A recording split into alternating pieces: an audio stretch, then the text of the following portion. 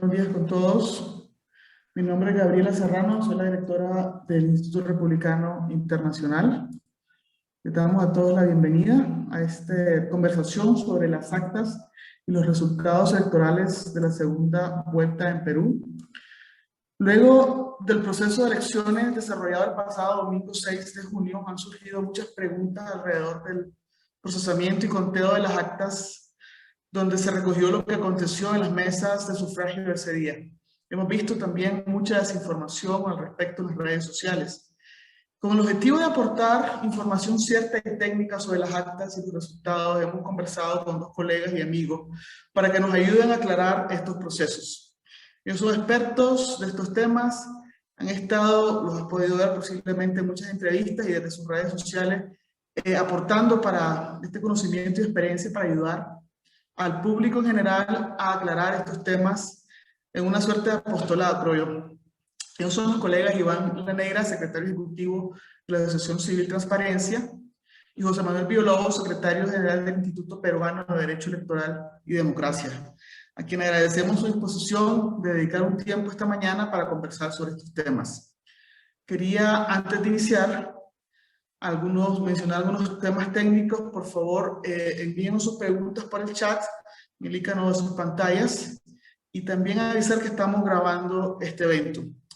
Aprovecho también para agradecer a los socios, la Asociación Civil Transparencia, Ashanti Perú y CEDEPAS Norte por haber apoyado en la diseminación y en la invitación para este evento, y también a Calandria, que nos colaboró en este sentido. Entonces, vamos a iniciar. Entonces vamos a darle a cada uno de los invitados un tiempo para que nos comenten, nos hablen sobre este tema de las actas, el curso que llevan, cómo se definen, cómo se cuentan, cómo se registran.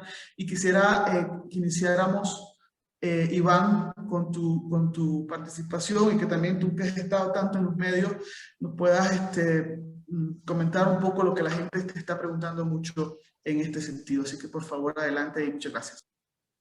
Muchas gracias, Gabriela, y pues muy contento de estar aquí. Pues un saludo a todos los que nos están escuchando en este momento y a los que nos verán después, ¿no? En la grabación. Un saludo especial a José Manuel Villalobos, un colega, además, también ahí muy activo en estos últimos días, debido a lo complejo de nuestro proceso. Y bueno, voy a empezar, porque así nos hemos dividido los temas, ¿no? Yo voy a ver la parte más bien del día 6 de junio, ¿no? Del día del sufragio.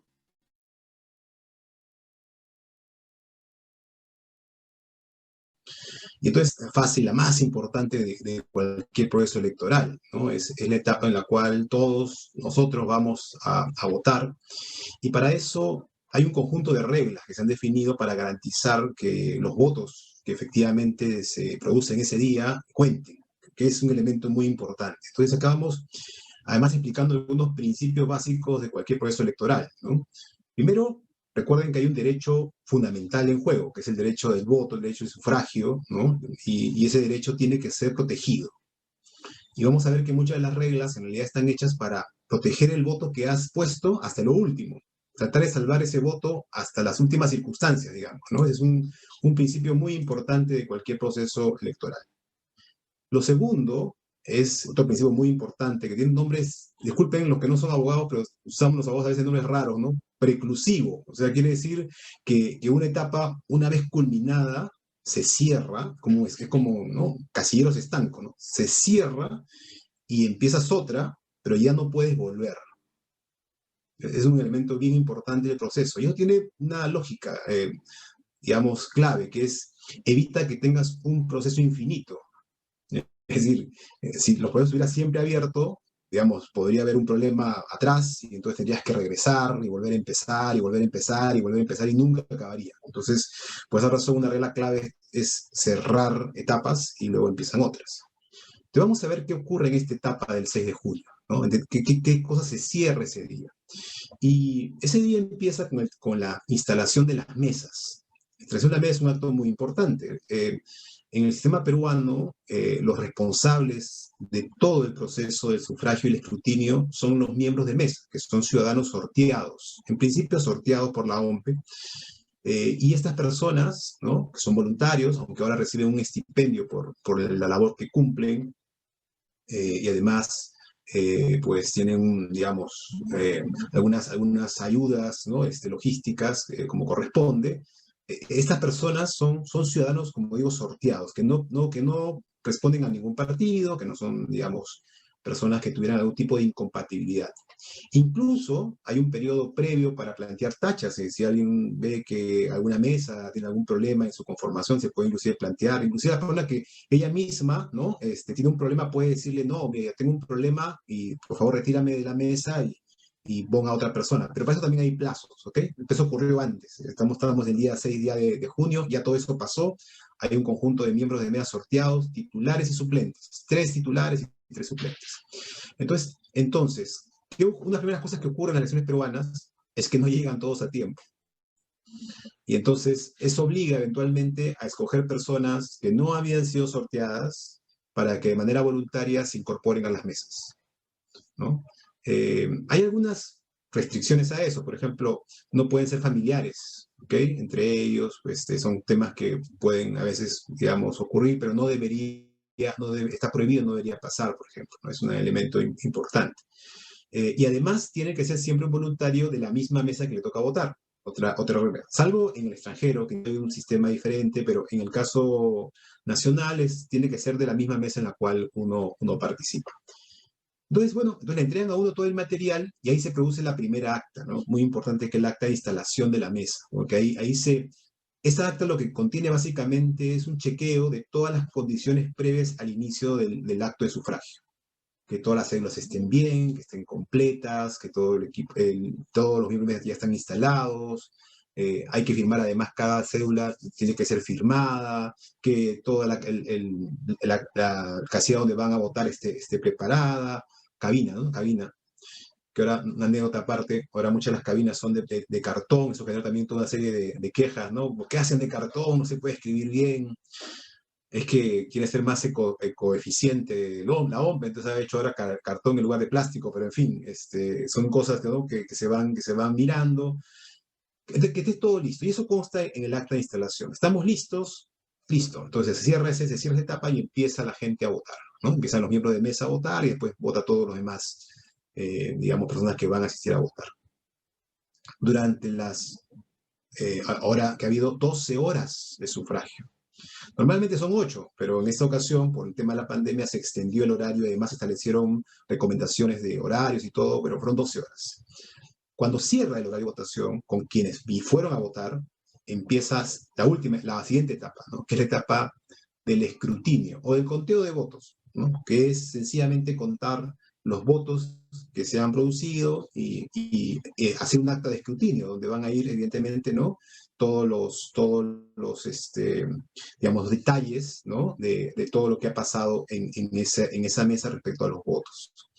Entonces, eso es muy importante, ¿no? Porque, y acá yo quisiera, digamos, para que tengan alguna idea mínima, ¿no? de todo este tema, este es un proceso que además implica mucha capacitación. Por ejemplo, la OMP produce para todos los miembros de mesa un manual, ¿no? Porque está vinculado con un conjunto de procesos que pueden a veces ser muy complejos, ¿no? Porque implican llenar un montón de datos de las actas. Entonces les piden a cada uno de los miembros leer este documento para que puedan tener esa acta. Entonces, aquí, por ejemplo, ¿no? Tienes las actas tanto de sufragio como las actas, ¿no? de lo que se llama el acta de instalación, el acta de sufragio, y luego el acta del escrutinio, ¿no? Entonces, en cada una de esas actas van datos. En el acta de sufragio van todos los datos, ¿no? De lo que ha sido ya el cierre del proceso de sufragio, y en el escrutinio es donde aparecen los votos. Y es la parte más importante, porque ahí van a constar cuáles han sido los votos para cada una de las opciones. Los votos para una opción, los votos para otra opción, los votos blancos y los votos nulos.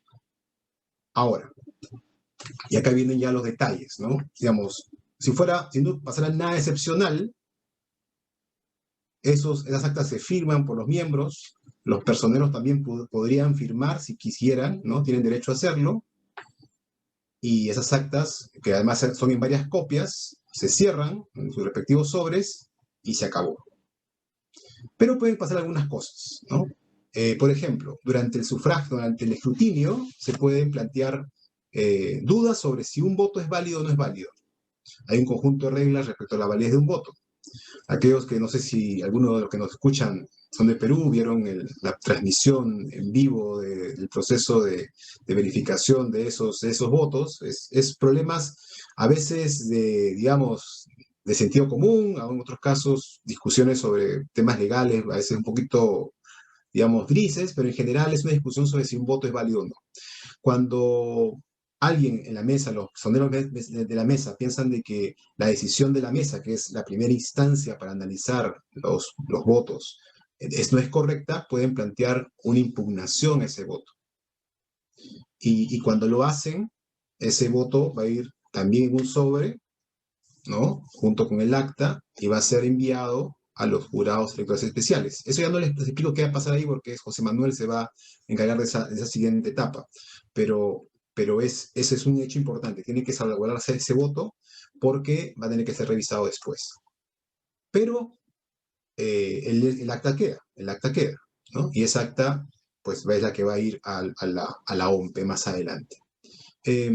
También, entonces, algo que puede pasar, se pueden haber incidencias durante todo el momento del sufragio, ¿no? Problemas que pueden presentarse. Todo eso puede ser anotado como observación en el acta. Incluso se puede plantear lo que se llama la nulidad de la mesa por algunos causales específicas previstas en la ley, ¿ok? Por situaciones que puedan haber sido de conocimiento de la mesa. Eso hay que ponerlo también ahí en el acta, plantearlo en el acta, y esa acta con pedido de nulidad también va hacia la OMPE y va a tener que ser visto luego por el jurado electoral especial. Entonces, cada uno de estos temas van a ir anotándose en el acta. Entonces, el acta, ¿qué hace? Cierra toda esta etapa del proceso. Cierra el escrutinio, ¿no? Cierra las observaciones que se hubieran haber producido durante todo el momento del sufragio, cierra cualquier observación que pudiera haber, cierra la impugnación de votos, cierra todo ese proceso. Y una vez cerrado, es irreversible. Por eso les explicaba al inicio los principios que tenemos, ¿no? Una vez cerrado ese proceso, es irreversible. Entonces, ¿qué va a quedar? Va a quedar, ¿no? Elementos que tienen que ver, vamos a ver solamente con el acta. ¿Por qué? Porque acá viene otro detalle del sistema peruano. Los votos que se contaron en ese momento se destruyen. Esto a veces, yo últimamente he respondido muchas preguntas de gente de otros países, ¿no? Que dicen, pero ¿por qué no hay un recuento de votos? Porque ya no hay votos, porque los votos se destruyen en nuestro caso. Y eso tiene una historia además, ¿no? Y de repente José Manuel lo conoce mucho mejor que yo, ¿no? Pero tiene una historia que era para evitar precisamente que hubiera un cambio de votos, ¿no? Entonces, para evitar un fraude vinculado con el cambio de votos, se creó ese sistema, rompen todos los votos, solo que el acta en varios ejemplares. Ahora ya después ahí José Manuel les va a contar qué va a pasar ahí más adelante con todas esas actas que se van a enviar. Entonces, esas actas que se envían hacen concluir el 6 de junio todo lo que corresponde al 6 de junio y ahí ya empieza otra etapa, que son ya las actas, ¿no? Las actas de instalación, las actas vinculadas con el sufragio, las actas del escrutinio, ya todo se va, ¿no? a las instancias electorales. Y con eso cierra el proceso. Ahora, digamos, pueden pasar muchas cosas durante ese momento de hacer esas actas. O sea, las actas pueden tener errores y ocurren. O sea, no es un caso generalizado, son un pequeño porcentaje, pero se pueden producir errores de diverso tipo, ¿no? Por diversas causas, en gran medida por impericia, ¿no? En muchas ocasiones lo que pasa es que los miembros de mesa no están debidamente capacitados o los personeros no están debidamente capacitados. Muchos de nuestros personeros, los partidos, son personas digamos, poco preparadas, ¿no? Es muy poco profesional el sistema de personeros en el Perú, ¿no? Mira, les cuento una anécdota. El día que estaba yo observando en las elecciones, se me acercaban personeros para decirme, señor, ¿me puedo escribir con usted? Yo estaba con la casaca de transparencia y todo, me decían, "Pero, ¿con usted me puede escribir?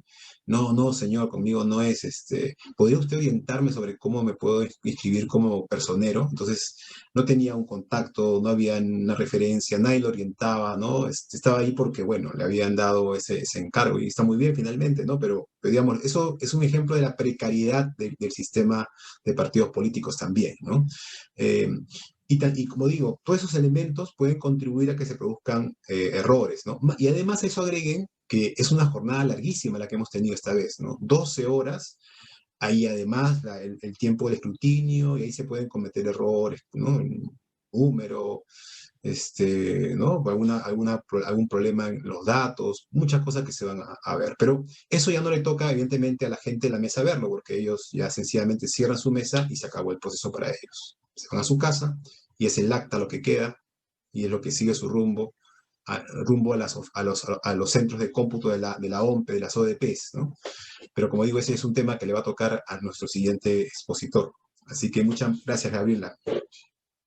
Gracias, Iván. Yo creo que nos has contado, ¿no?, todo lo que pasa ese día, el día de la votación, y bueno, donde ya nos ha llevado al momento en que está cerrado el escrutinio, ¿no? Y aquí comenzamos entonces, José Manuel, a ver qué es lo que pasa desde ese momento en que ya se cierra ese ejercicio en la mesa de votación y lo que pasa después. Cuéntanos. Gracias, Gabriela. Buenos días a todos. Gracias por invitarme. Saludo al doctor Iván Lanegra, con quien es un gusto compartir el panel. Felicito que esté haciendo un buen trabajo en transparencia. Como le dije por Twitter, ha recuperado la mística que siempre ha tenido transparencia, y eso es positivo para la sociedad civil, ¿no? Han hecho una gran labor de estar observando las elecciones, ¿no? Y lo que demuestra también la necesidad de que se apoyen más estas iniciativas de observación para que podamos cubrir la mayor cantidad de mesas y podamos ver lo que pasa en todas ellas y no hayan estas denuncias de supuestos fraudes, ¿no? Lo que me ha tocado a mí comentar luego de la primera parte que ha hecho Iván sobre lo que pasó el domingo y sobre todo el escrutinio, que es el conteo de los votos, y finalmente esos votos se cuentan y van a un acta, se llenan 5 ejemplares del acta, más 2 ejemplares si es que están los personeros, y se les entrega una copia a cada uno. De esas 5 actas, una de ellas, se introduce en un sobre de color plomo que tiene como destino la Oficina Descentralizada de Procesos Electorales. Entonces, terminada la votación, acabaron las actas de llenarse, todo, hay un coordinador del local de votación, que es de la OMPE, que traslada el material electoral hacia el repliegue de las actas a un centro de cómputo de la OMPE. La OMPE ha tenido para esta elección, o tiene en este momento, 110 centros de cómputos a nivel nacional, si no me equivoco. A cada uno de esos centros de cómputo llegan las actas en función a la ubicación geográfica del local de votación. Cada local de votación está relacionado a un determinado centro de cómputo. Llegan las actas al centro de cómputo, hay una línea ahí de una mesa donde reciben estas actas, y estas actas, para poder ingresar al centro de cómputo, para que sean digitadas los resultados en el sistema, son revisadas. Se abre el acta, o sea, se abre el sobre plomo, se saca el acta. Primero se revisa si además del acta hay un sobre con votos impugnados. Han habido en promedio como 490 actas que tenían votos impugnados, que son los votos que en el conteo del domingo un personero puede no ha estado de acuerdo con la decisión de la mesa e impugnó. Y eso lo hemos visto ayer en televisión, los que han seguido por la transmisión del jurado electoral especial, cómo se van resolviendo esos votos que están mal marcados o la marca se sale del recuadro. La mayoría de votos válidos, pero que el personero quería impugnarlos, ¿no? Entonces, esas actas que tienen sobres con votos impugnados, el acta se contabiliza porque el acta no tiene problemas, pero los votos de esos impugnados se remiten con el sobre al jurado electoral especial. Además, las actas que no tengan firmas, están ilegibles, no se ingresan al sistema porque no se puede determinar ahí cuáles son la votación correcta, pero además, en el procesamiento de esas actas que van llegando, el sistema, que es un software de la OMPE, que va recibiendo los datos del acta, puede arrojar error material. ¿En qué consiste un error material?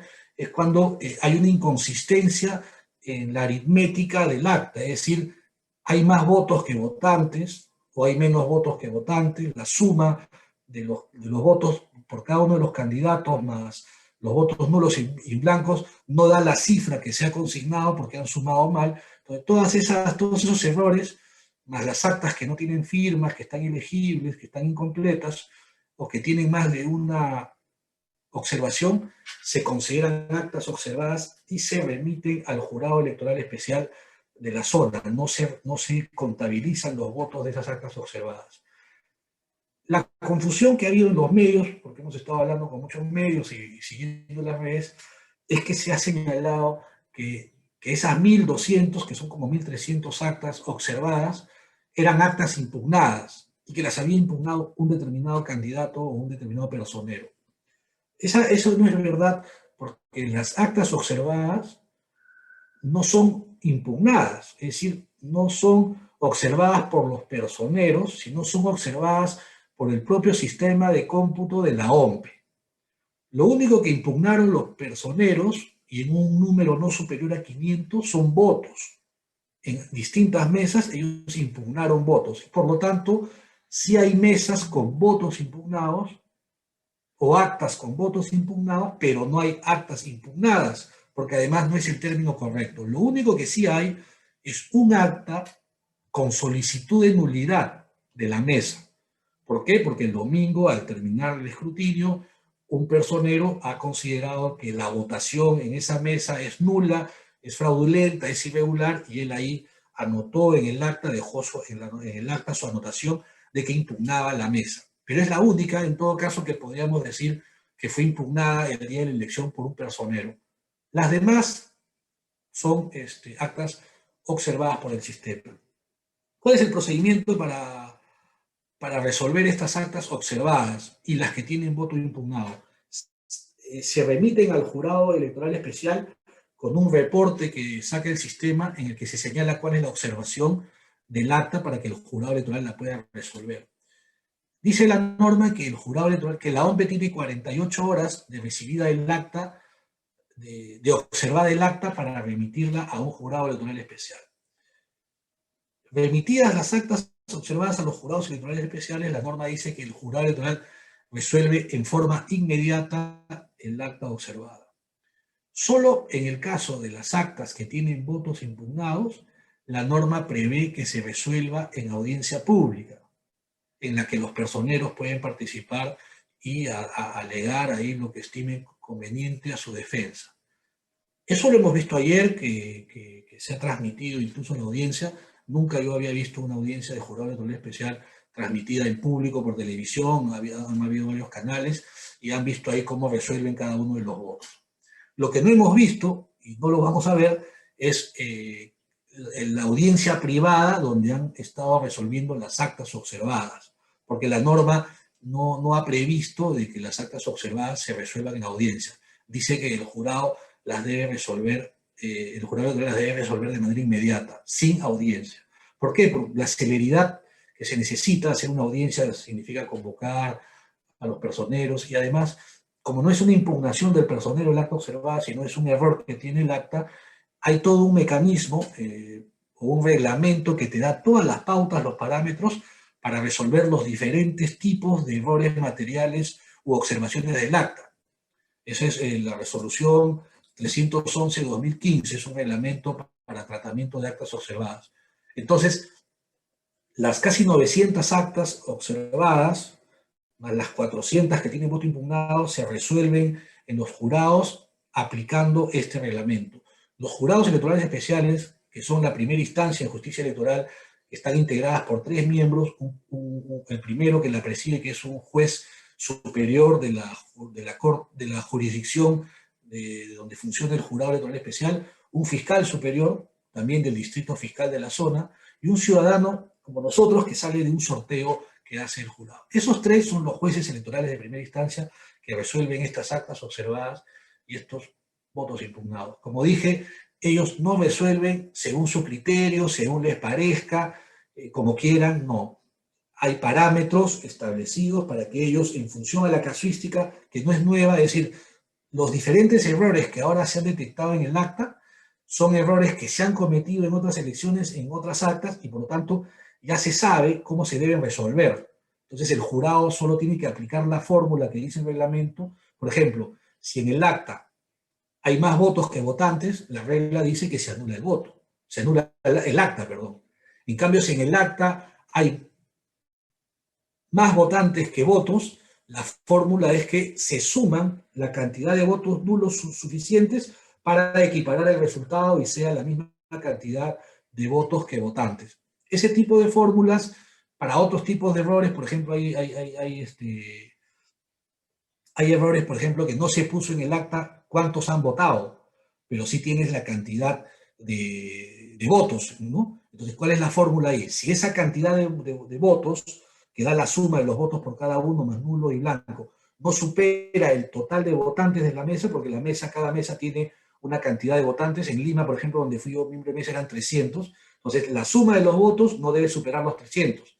Entonces, como no se puso el número de votantes, el número de votantes será el número de la suma de todos los votos. Y ese tipo de error, de casuísticas son las que se están resolviendo en los jurados electorales especiales. Ya, si no me equivoco, la mitad de las actas, de las actas observadas se han ido resolviendo.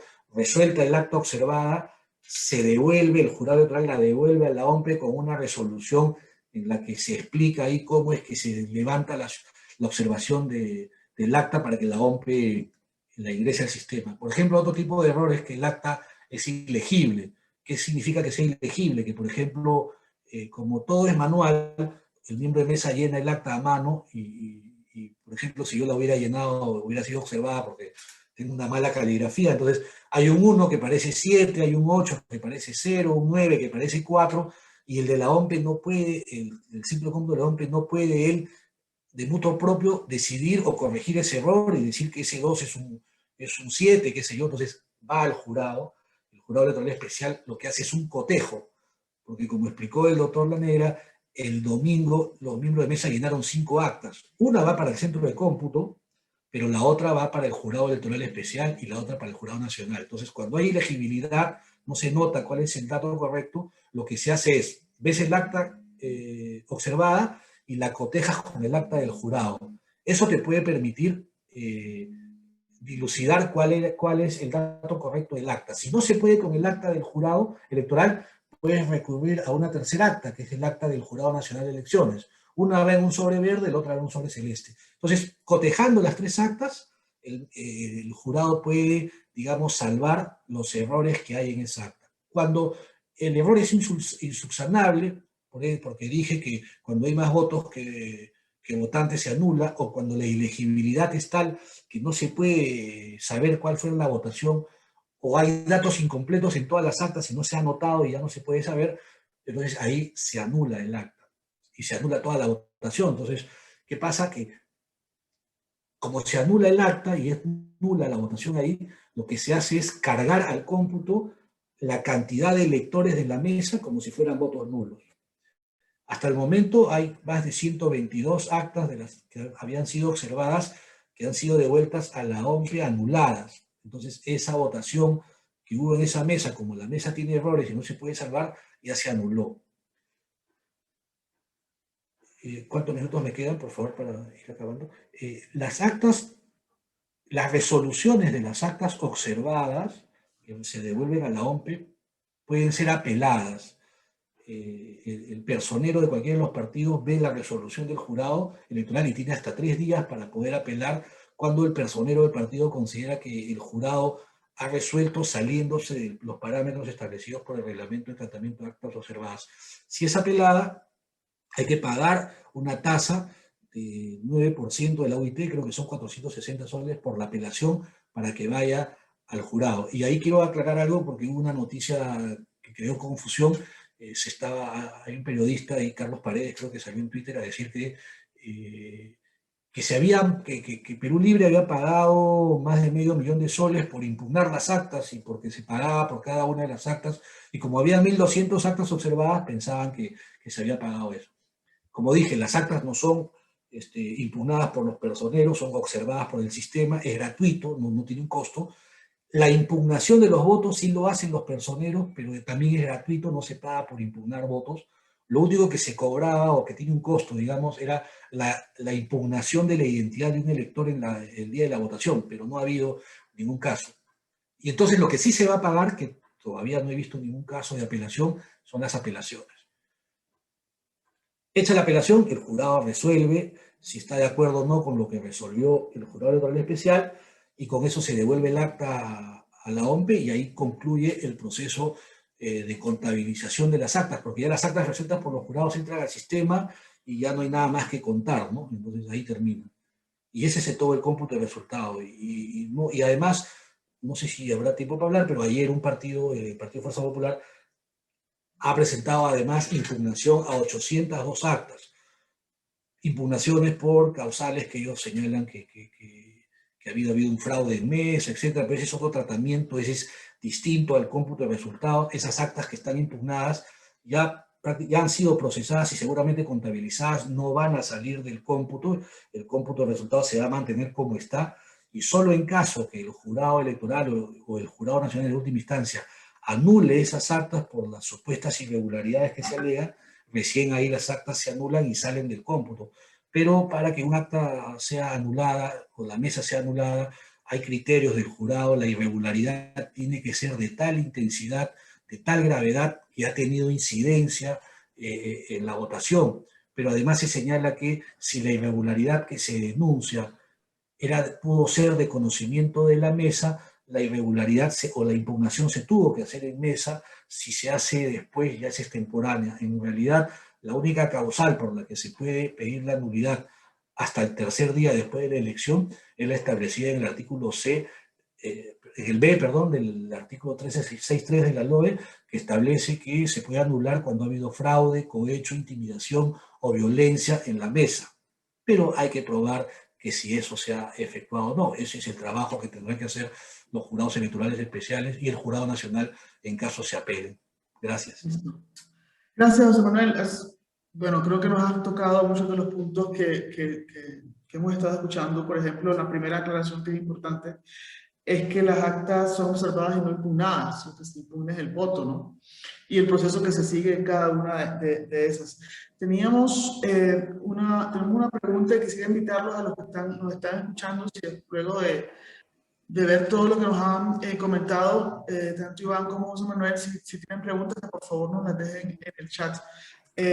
Hay una primera, si ustedes tienen el conocimiento para hacerlo, porque bueno, dice, ¿por qué ha pasado un día para que se ingresen las 2 mesas de Loreto? Pues eso impide que estén al 100% las mesas escrutadas. No sé si alguno podría comentarnos eso. Tema logístico, ¿no? Básicamente, ¿no? Es un tema puramente logístico. Lo que ocurre es que cuando hay lluvias, por ejemplo, intensas y tienen que sacarlas de un área que solamente se llega por vía fluvial, no se puede navegar. Entonces hay que esperar que haya condiciones y se saca el acta hacia un lugar donde ya haya transporte seguro. Y además, esas actas están protegidas por personal del ejército que acompaña el traslado para cualquier problema de seguridad, ¿no? Y una vez que llega al centro ya de cómputo en el punto más cercano, y porque no hay un solo centro en todo el Perú, son 104, ¿me equivoco? Corrígeme, José Manuel, 104, 110.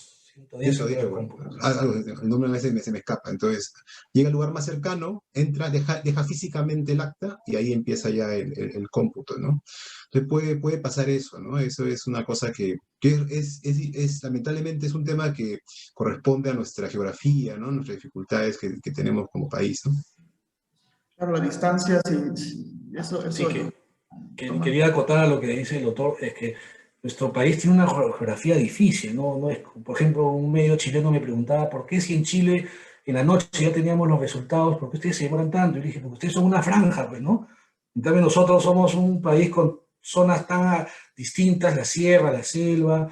No es lo mismo que llegue el acta de Miraflores al centro de cómputo que llegue el acta Las dos actas que faltan son del Daten de Marañón, y el doctor Iván Lanera lo sabe muy bien, eso queda en la selva, hay 3 días de viaje en Pequepeque por río, es por eso que no han llegado. Hay actas que llegan de lugares donde no hay forma de entrar en vehículos, o sea, en auto, en camioneta, sino que se vienen a Cémila, ¿no?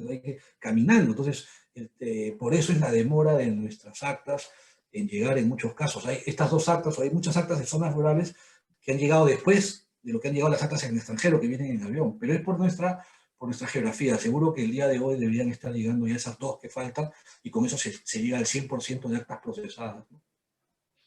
Sí, sí, gracias. Definitivamente eso es cada país tiene su propia realidad en la geografía.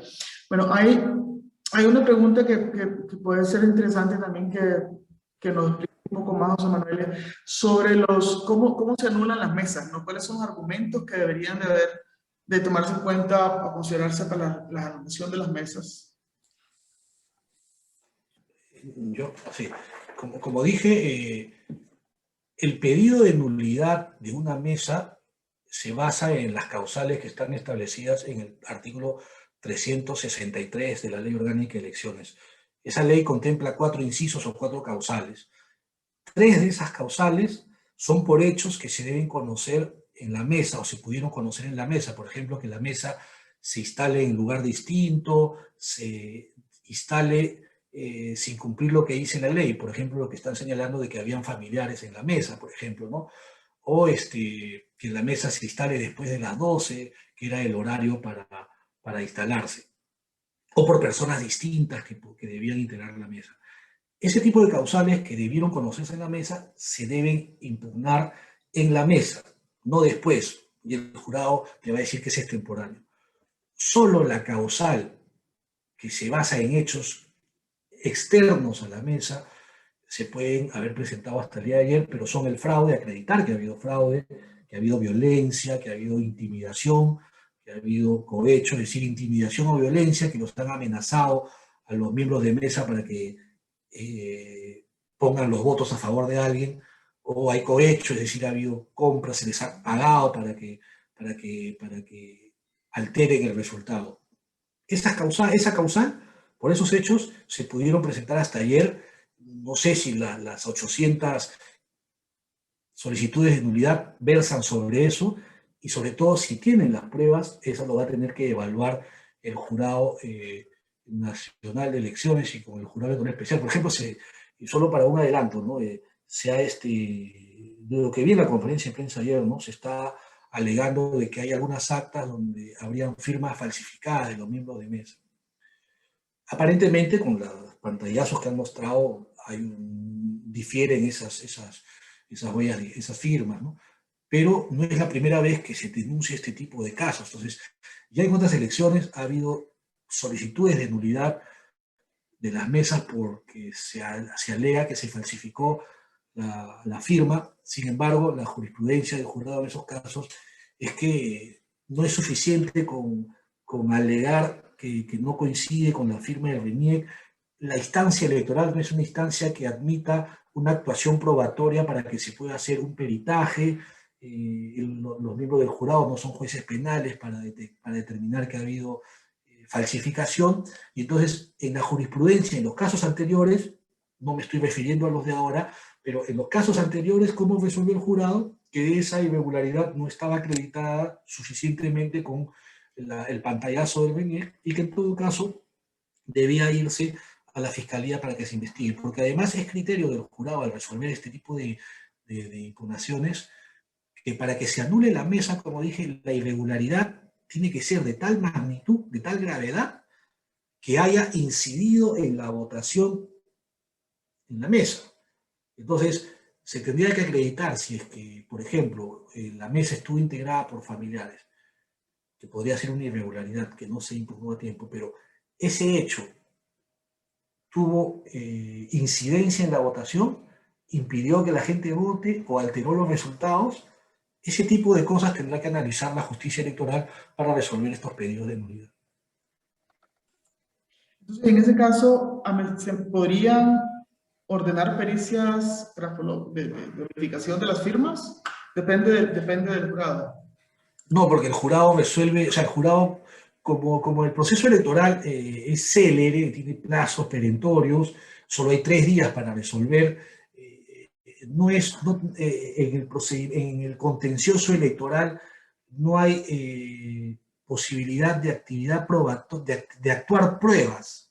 Solo se pueden evaluar las pruebas que se presenten, pero no se puede disponer la actuación de medios probatorios como sería practicar una pericia grafotécnica en este caso, no correspondería, ¿no? Listo, tenemos unas 3 preguntas más, a ver si las estamos avanzando en el tiempo, queremos quedarnos menos de la hora, así que vamos a aprovechar. Dice, la tacha de miembros de mesa también tiene un plazo en el cronograma electoral. Si no lo realizaron a tiempo, entonces la denuncia queda fuera de lugar o prevalece el impedimento que no puedan ser familiares. Es lo que ha explicado José Manuel. Por eso expliqué al inicio que el sistema electoral tiene etapas preclusivas. O sea, lo que no dijiste en el momento en la mesa ya no se puede discutir después. Entonces, no es que esa opción de la nulidad de la mesa de sufragio por hechos externos es una suerte de cajón desastre donde pueden entrar ¿no? Todas las posibles digamos, infracciones a la legislación y discutirlas ahí.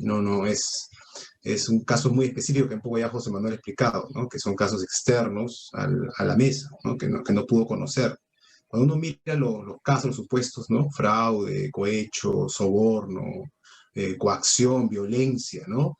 Pero se refiere a situaciones hacia afuera, ¿no? Actos de, por ejemplo, imagínense un pueblo que ha sido tomado por un grupo terrorista, ¿no? Y que genera una situación de violencia extrema en un lugar. Ese tipo de situaciones es la que alude a esa norma, ¿no? Pero si son cosas que pudo conocer pudo conocer la mesa, eso ya no toca. O sea, eso se vio en su momento en la mesa. Y si es un tema material, eso sí lo ve la OMPE, ¿no? Cuando hace esta revisión que José Manuel ha explicado muy bien, ¿no? O sea, la OMPE tiene inclusive tiene un manual, incluso, pero un reglamento, perdón, incluso que guía el proceso de revisión de todos esos detalles, ¿no? Entonces, sí, digamos, esa es la vía para ese tipo de cosas, ¿no? Lo demás, como digo, ya se cerró en su tiempo en la mesa y probablemente sea el sentido de, no sabemos finalmente el detalle ya de cada uno de los pedidos que se han hecho, ¿no? Eso habrá que verlo, ¿no? Cuáles son los temas que ha planteado, ¿no? Y, por ejemplo, una cosa que podría pasar es que dicen, no, son cosas que vio la mesa, entonces en ese caso ya no correspondería, ¿no? Ya está en el pasado. Bueno, yo creo que hay mucha inquietud sobre lo que pasó ayer en la tarde, ¿no? Sobre este anuncio de que se van de las 800 actas, y ahí quisiéramos tal vez que nos puedan conversar un poquito más sobre lo que va a pasar y los tiempos que podrían estar afectando esta petición que se anunció ayer. Sí, sí, los pedidos de nulidad que se han hecho ayer, además tienen un costo, porque hay una pregunta que he visto en el chat, se paga 1.100 soles, el 25% de la UIT por cada pedido, es decir que no es gratuito el pedido de impugnación de la mesa. Era gratuito impugnar los votos, pero sí tiene un costo el impugnar la mesa, 25% de la UIT, 1.100 soles, y si al final tienen que apelar, tienen que pagar el 50% de la UIT, 2.200, es decir que al final impugnar una mesa te sale como $1.000, ¿no? 3.300 soles más o menos. Eso por un lado. ¿Qué es lo que va a venir ahora? Como se han presentado ayer los pedidos de nulidad, el jurado electoral especial los recibe, cualquiera de los jurados de los 60 que hay, en función a qué lugar pertenece esa mesa que se ha impugnado. El jurado electoral especial, ¿qué hace? Primero, le va a pedir un informe a su fiscalizador. Cada jurado electoral especial tiene un equipo de fiscalización, para que el fiscalizador informe si es que esas irregularidades que se denuncian, él las ha verificado, las ha advertido el día de la elección. ¿Por qué? Porque en cada local de votación, en los más de 16.000, no me acuerdo, son 16.000 locales, en cada local de votación, el Jurado Nacional de Elecciones ha tenido por lo menos un fiscalizador. Entonces, si ha habido alguna irregularidad, el fiscalizador sería en principio el que debió advertirlas. Entonces, el fiscalizador o el equipo de fiscalización del jurado va a emitir un informe sobre si advirtieron o no, si las detectaron, si las registraron o si no vieron nada. Y con ese informe del fiscalizador, el jurado va a resolver, el jurado electoral especial va a resolver el pedido de nulidad dentro de los 3 días de recibido el pedido, no el informe. Es decir, solo tiene 3 días para resolver. Resuelta la solicitud de nulidad, sale una resolución que podrá declarar fundada la nulidad o improcedente o infundada la nulidad. Se publica la resolución y notifica a los personeros y estos tienen 3 días hábiles a partir del día siguiente de la publicación para apelar. Como dije, pagando el 50%, 2.200 de la OIT, creo que es el 50% de la OIT, apelan y esa apelación se eleva al Jurado Nacional de Elecciones, el cual es el que en última instancia y dentro de los 3 días de recibida la apelación decide si el Jurado Electoral Especial resolvió bien o mal esa solicitud de impugnación. Con la decisión del Jurado Nacional, digamos que se agota toda la jurisdicción electoral, sería la instancia final en este tema, ¿no? Salvo que luego quieran ir en un amparo, pero ya eso sería entrampar y dilatar más el tema. Entonces, todo está para unos días más, entonces, la revisión de estos. Hay que tener, hay la invitación a que tener paciencia y la confianza de que el sistema electoral peruano tiene todas las garantías y la experiencia de estar ejerciendo este tipo de justicia electoral. Hay mucha preocupación, parece ser, por lo que viene en los chats de estas denuncias de la participación de familiares en las mesas y que no se haya llamado la atención a su tiempo, que no se hayan corregido estas situaciones a tiempo y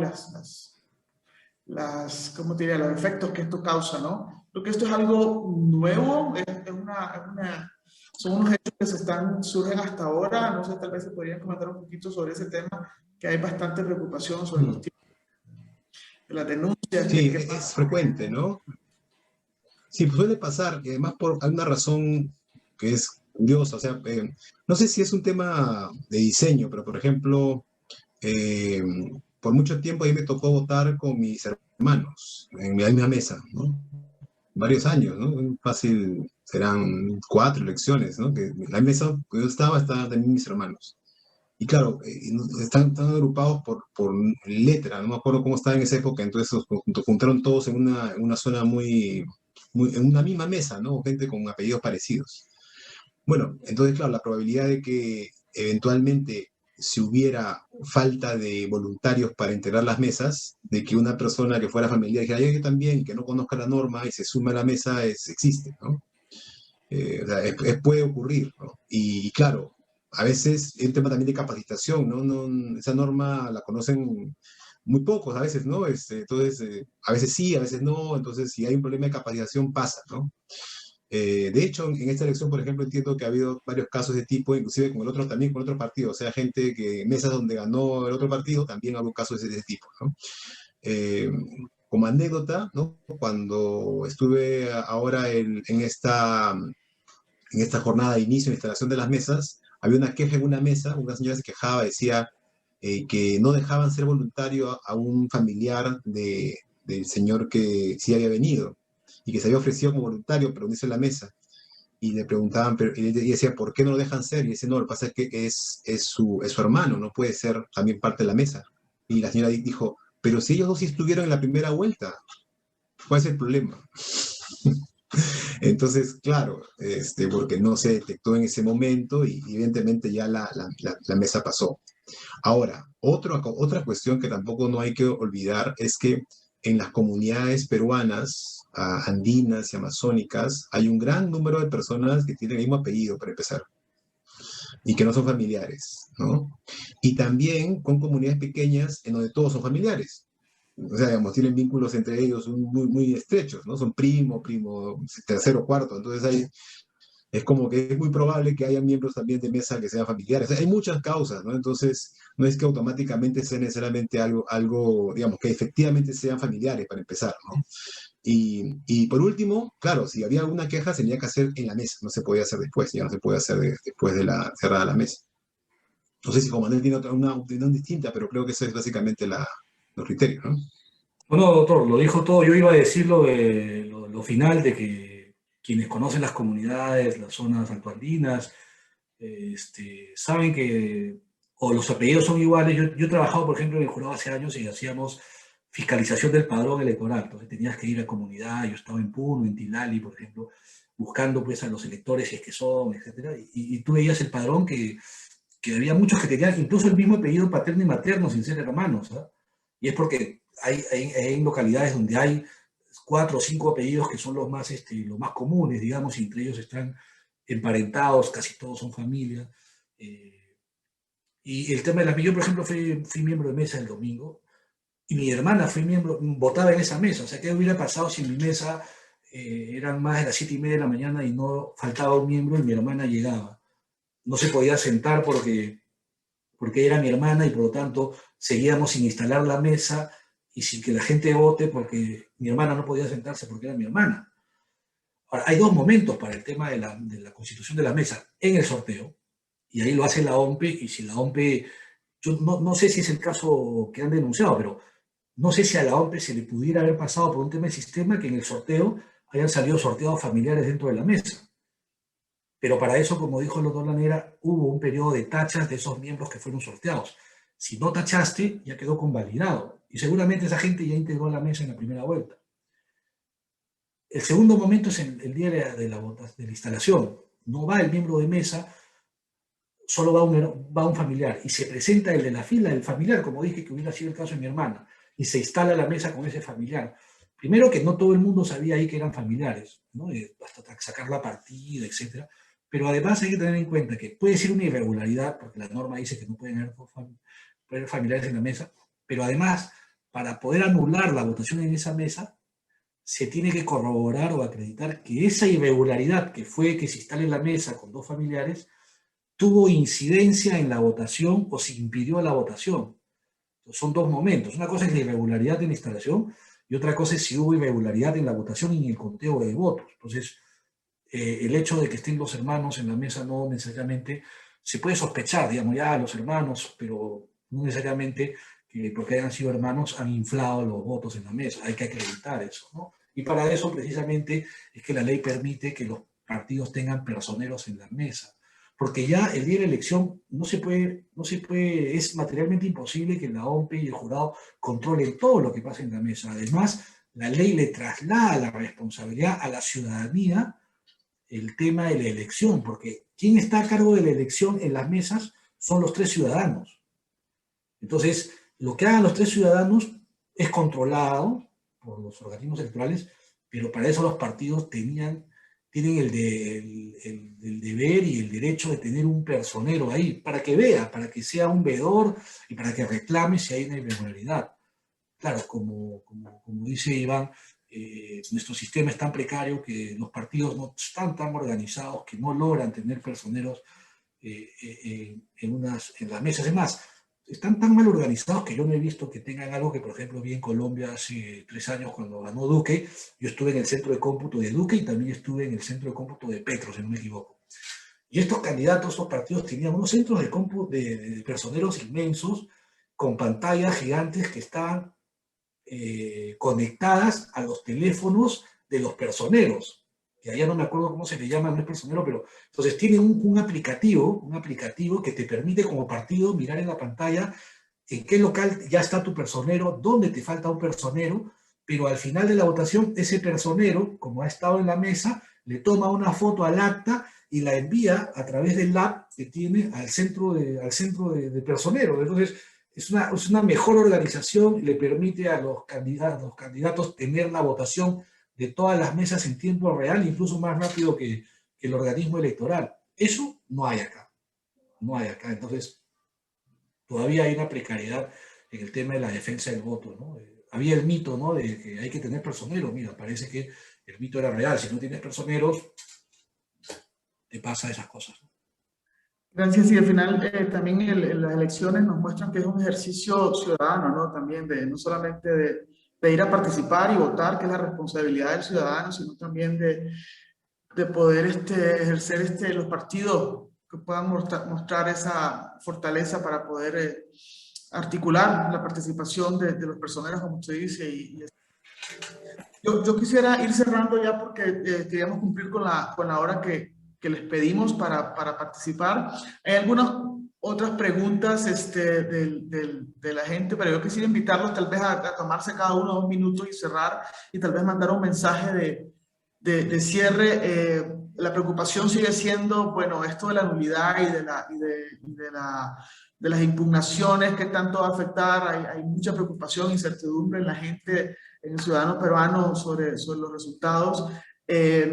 Nosotros lo que queremos con este ejercicio nuevamente es aportar a dar información para que se tenga más claridad e invitar a los que nos acompañan y a los que puedan ver después este video, que busquen fuentes seguras de información para para hacer sus comentarios, porque la incertidumbre está dando mucho fake news y eso afecta la legitimidad de los resultados y en el largo plazo la legitimidad del sistema democrático, ¿no? Y creemos que existen, como hemos escuchado esta mañana, los mecanismos en el sistema peruano que puedan garantizar esta elección. Y por supuesto la preocupación es por qué está tomando tanto tiempo y cuáles son los elementos que afectan. Pero quisiera invitar a ambos a tomar estos 2 minutitos para cerrar y terminar de aclarar cualquier cosa que consideren conveniente y oportuno hacerlo. Así que, por favor.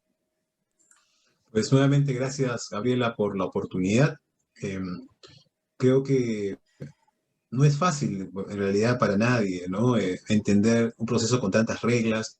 Quizás en el futuro tenemos que simplificar cosas, también corregir algunos temas, ¿no?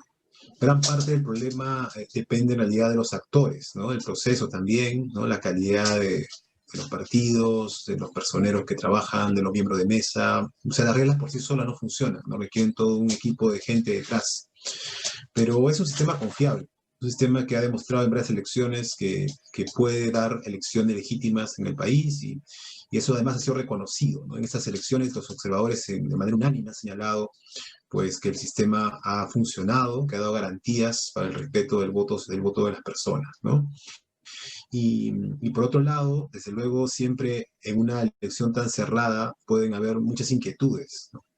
Pero lo que, digamos, tenemos que evitar, eso sí, con mucha claridad, es usar palabras que generen más temor, ¿no? Por ejemplo, en transparencia sí hemos salido, digamos, con mucha fuerza a rechazar el uso de la palabra fraude, ¿no?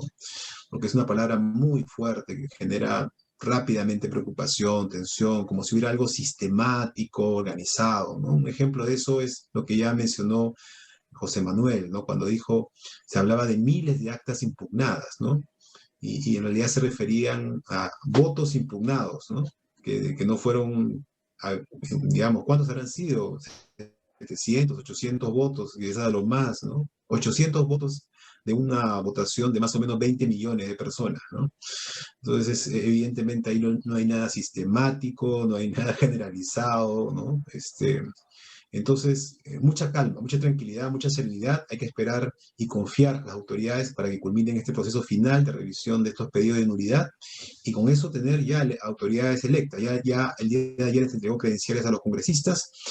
Solamente nos falta la fórmula presidencial y hemos culminado otra elección consecutiva, lo cual además debe ser un orgullo, porque hemos logrado nuestra quinta elección general consecutiva y eso es algo inédito en nuestra historia.